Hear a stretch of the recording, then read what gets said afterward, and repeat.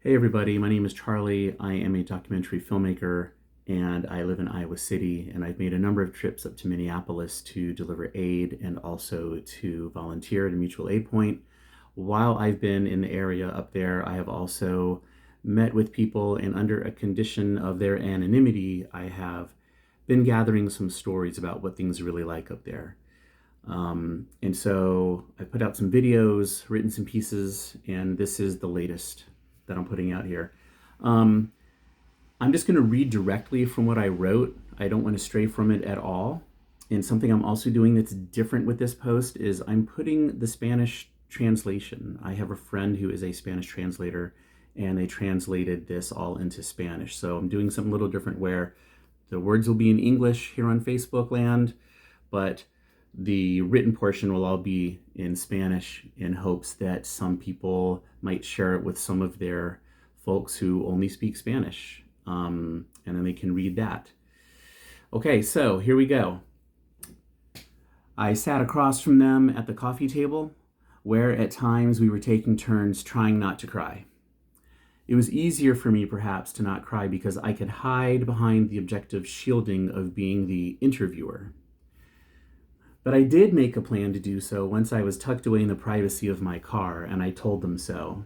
I took no audio recording, my phone was tucked away, no video, no notepad. You'll never know their names, and the reason why can be summed up in a handful of other people's names. Trump, Noam, Patel Kash, Homan, Bavino, Bondi. So the people I interviewed, both of them work in the healthcare field in Minneapolis. And I'm going to blend their stories to further obfuscate their identities for safety because that's a reality. In early January of this year, 2026, the Trump administration slashed funding for healthcare in Minnesota. The downstream impact of this impacts many thousands of Minnesotans, regardless of who they voted for, regardless of their immigration status. So imagine that you are a home health nurse or a patient care assistant talking to a client after they got their notice of losing funding.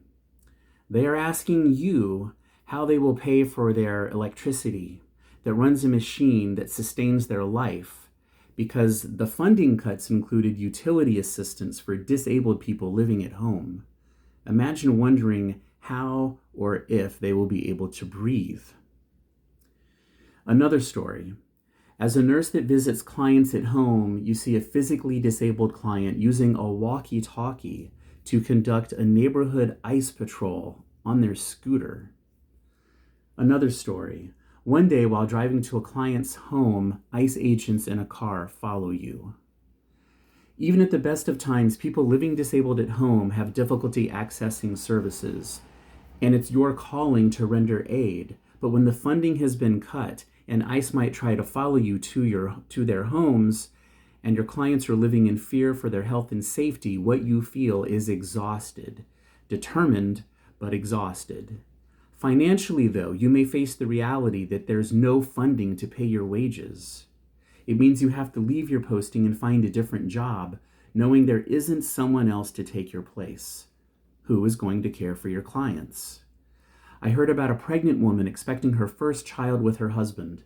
Before ICE came to town, she was fully aware of her pre-existing health challenges and the complications with pregnancy, but she was on track with good health care and support. But then her relatives were taken by ICE.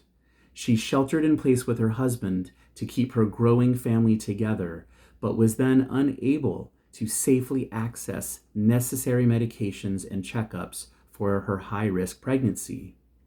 As a result of this, her pre-existing condition flared and hospitalization became necessary.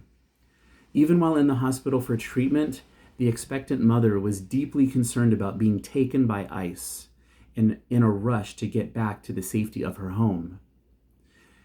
It should be noted that this mother-to-be is a full and legal citizen of the USA. The health of her child is now in question. The impacts of her comorbid condition with pregnancy also leaves her individual health in question. What you see in the news is shootings and protests and kidnappings and the facade of Kristi Noem's mission. While those loud and obvious things are going on, there is a quiet but dramatic series of cascading emotional and economical impacts with real consequences and harm for citizens from all walks of life. It's moving fast, and to reverse it will take more than just getting ice out. When we were wrapping up our conversation, I asked them both how they were feeling. I was watching two people who care so passionately about helping people in need, struggling to explain and make sense of a new world. In this new world, they have to watch patients suffer more than is reasonable, and worse, it's all completely avoidable.